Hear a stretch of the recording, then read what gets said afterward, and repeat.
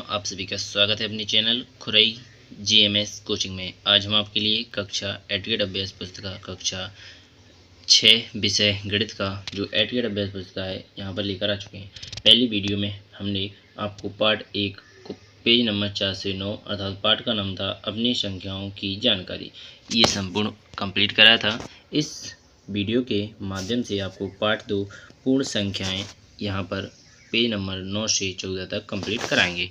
तो चलिए बिना टाइम खराब किए वीडियो को एंड तक बनी रहिए। तो चलिए पहले नंबर पर पार्ट का नाम देखेंगे। तो ये पहला पार्ट था जो आपने अच्छी तरीके से कंप्लीट कर लिया है, तो इसे आप अच्छी तरीके से देख सकते हैं। इस प्रकार अब आपका अगला पार्ट आपकी स्क्रीन पर आ चुका है, अध्याय 2 पूर्ण संख्याएँ। तो इसको अच्छी तरीके से आप पढ़ लीजिएगा। इनके बाद आपको आगे हम इनके आंसर बताने वाले हैं। तो ये सभी परावर्ती पूर्ववर्ती आप समझ सकते हैं।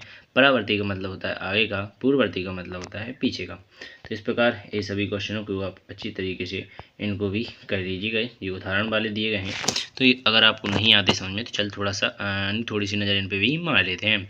तो यहाँ पर देखो, डायरेक्ट आंसर बताने से कुछ नहीं है कि लिख कर मैं प्रोवाइड कर दूँ। समझाने को मुझे अच्छा लगता है कि आपको समझ में आए कि किस प्रकार हमने किया है, तो एक से आप और भी कर सकें और सीखने की कोशिश करें। और किताब भी भरेंगे, दोनों काम होंगे आपके एक साथ, तो अच्छी तरीके से तैयारी करेंगे हम, ठीक है। तो एक फल विक्रेता ने 650 के आम खरीदे व उन्हें रुपये 799 में बेच दिए। फल विक्रेता को कितने रुपए का लाभ हुआ? जैसे अगर उसने 650 में खरीद लिए और 799 में बेच दिए तो उसे तो अपन 799 में से 650 जो अपना मूल्य था उसे घटा देंगे। तो यहाँ पर 9 में 0 9, यहाँ पर 4 और यहाँ पर 1, तो अर्थात 149 आपका राइट आंसर हो जाता है। इस प्रकार आप इसे हल कर लेंगे। तो आशा करूँगा आपको पहला यहाँ पर अच्छी तरीके से समझ में आ रहा होगा। इस प्रकार अब देखेंगे क्वेश्चन नंबर दूसरा। तो यहाँ पर मीना एक पंक्ति में 65 पौधे लगाती है, तो 155 पंक्तियों में कुल कितने पौधे लगेंगे? एक मीना एक पौधी में 65 लगाती है और 125 पंक्ति में कितने लगेंगे? तो 65 गुणा 125 यहाँ पर कर लेंगे। तो यहाँ पर आप इसको कर लीजिएगा, तो आपको यहाँ पर समझ में आ जाएगा। गुणा आप कर सकते हैं, तो यहाँ पर आप उनको गुणा कर लीजिएगा। तो यहाँ गुणा कर लीजिएगा। क्वेश्चन नंबर 3 रहेगा, 2405 और 1273 के योग में 1003 को जोड़िए। तो यहाँ पर तीनों के जोड़ देना है, तो इसका भी राइट आंसर आपको यहाँ पर मिल जाएगा। तो अगर आप चाहते हैं तो इनको आप देख लीजिएगा। चलिए बिना टाइम खराब किए अब चलते हैं आप जो आपकी प्रश्नों को पढ़कर दिए गए विकल्पों के उत्तर दीजिए। तो यहाँ पर विकल्पों को उत्तर देना है, घेरों को ही भरना। जैसे ए आंसर है तो ए को भर दीजिएगा, बी आंसर है तो बी को। तो पहले का राइट आंसर प्राकृतिक संख्या हो जाएगा, तो बी इसका राइट आंसर हो जाएगा। क्वेश्चन दूसरा हो जाएगा, निम्न में से कौन सा परिभाषित नहीं है? कौन सा परिभाषित नहीं है? तो यहाँ पर 2 में 0 का भाग नहीं जाता, तो डी इसका राइट आंसर हो जाएगा। इसके बाद आपने 2 देख लिए। अब चलते हैं क्वेश्चन नंबर 3 4 5 पर। तो 3 में पूछा गया है, निम्न में से सबसे छोटी पूर्ण संख्या कौन सी है? तो इसका राइट आंसर हो जाएगा आपका सबसे छोटी पूर्ण संख्या, आप जानते हैं पूर्ण संख्या 0 होती है, सबसे छोटी है। तो इसका राइट आंसर तीसरे का 0 हो जाएगा। सो सी इसका कंप्लीट कर लीजिएगा। इसके बाद चौथा देखेंगे, 999 की पूर्ववर्ती तथा परावर्ती संख्याओं का गुणनफल बताइए। तो यहाँ पर गुणनफल बताना है, तो 1000, तो यहाँ पर आपका 9,98,000 इसका राइट आंसर, बी इसका राइट आंसर आ जाएगा। आप इसे भी कंप्लीट कर लीजिएगा। इसके बाद 5वां देखेंगे, सबसे छोटी पूर्ण संख्या और उसकी परावर्ती संख्याओं का गुणनफल सदैव होता है। तो इसका 0 इसका राइट आंसर हो जाता है, तो इसका राइट आंसर आप भी लिख सकते हैं। तो इस प्रकार आपने ऑब्जेक्टिव कंप्लीट कर लिए।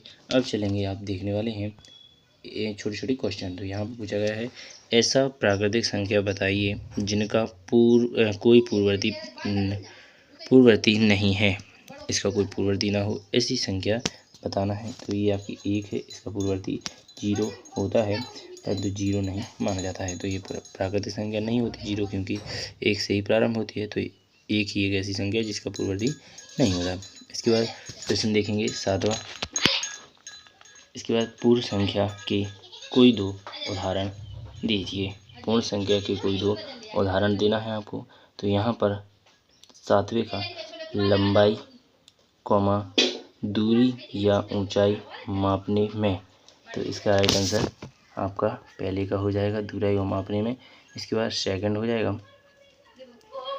तापमान मापने में कई संभावित उत्तर। तो इस प्रकार आपका 7वां कंप्लीट हो जाता है। चलिए अब 8वां क्वेश्चन देखेंगे। संख्या 998 के बाद अगली 3 प्राकृतिक संख्याएं लिखिए। तो यहाँ पर आपको अगली प्राकृतिक संख्या है 999, 1000, 1001। इस प्रकार आपकी तीनों संख्याएं कंप्लीट हो जाती हैं। 9वां क्वेश्चन देखेंगे। किसी रेडीमेड कपड़े बनाने की फैक्ट्री में एक वर्ष एक कमीज, एक पतलूने तथा एक जैकेट बनाई गई। तीनों प्रकार के कुल कितने वस्त्र बनाए, तीनों को जोड़ दीजिए, आपको राइट आंसर मिल जाएगा। ठीक है, तो अब इसी प्रकार समझिए बच्चों। तो इसका आंसर भी बता देते हैं। तो इसे आप जोड़ेंगे तो यहाँ पर आपका राइट आंसर 4,57,755 इसका राइट आंसर हो जाएगा। इसके बाद अगला क्वेश्चन देखेंगे।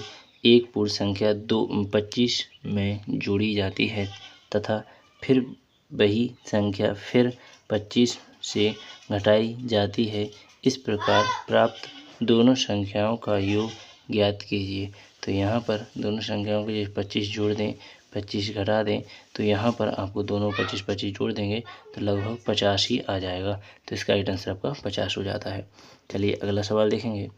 यहाँ पर अगला सवाल देखेंगे तो यहाँ पर नीचे दिया गया है 11वां। तो 11वें क्वेश्चन पूछा है 2 अंकों की सब ऐसी संख्या ज्ञात कीजिए जिसकी पूर्ववर्ती संख्या 1 अंक की हो। तो 10 हो जाएगा। क्या हो जाएगा?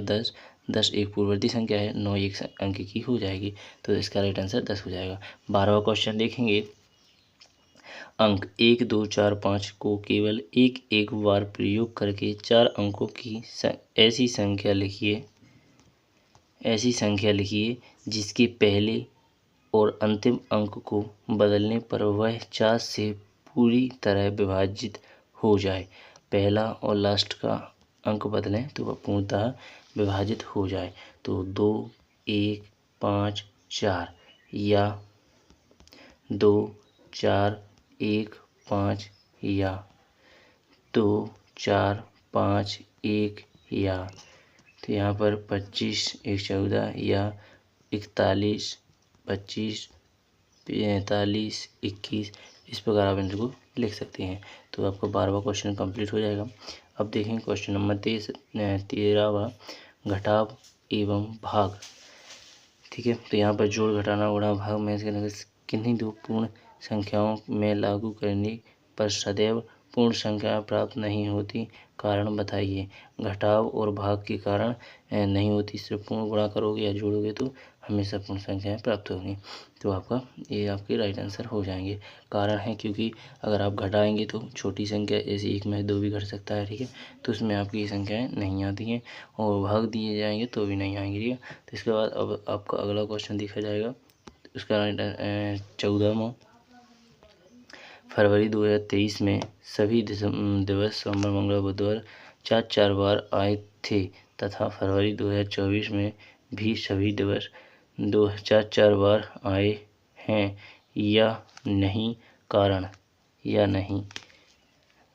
फरवरी 2023 में सभी दिवस सोमवार, मंगलवार, बुधवार, गुरुवार, शुक्रवार, शनिवार, रविवार 4 बार आए थे तथा फरवरी 2024 या तो फरवरी 2023 में भी दिवस 4 बार आएंगे, हाँ या नहीं। देखो 2023 में भी आए थे क्योंकि 28 दिन तो हमेशा होते, परंतु 24 में तो 29 दिन है, 5 दिन आ जाएगा। क्या आ जाएगा? 5 दिन आ जाएगा। ठीक है, तो इसका राइट आंसर हो जाएगा आपका नहीं। क्या हो जाएगा? नहीं। तो यहाँ पर लिख लेंगे नहीं, क्योंकि जो एक बार रहेगा वो 5 बार आएगा, कोई भी हो इनमें से, ठीक है, और 4 बार रहेंगे सब, ठीक है, तो इसका राइट आंसर नहीं हो जाएगा।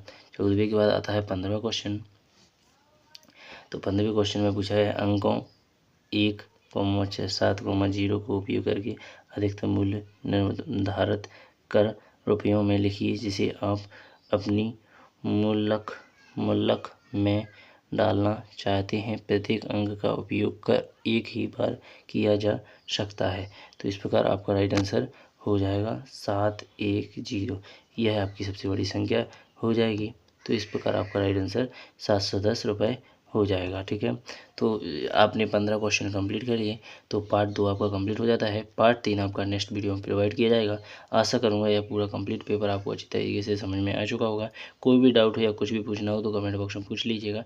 धन्यवाद। जय हिंद, जय भारत, भारत माता की।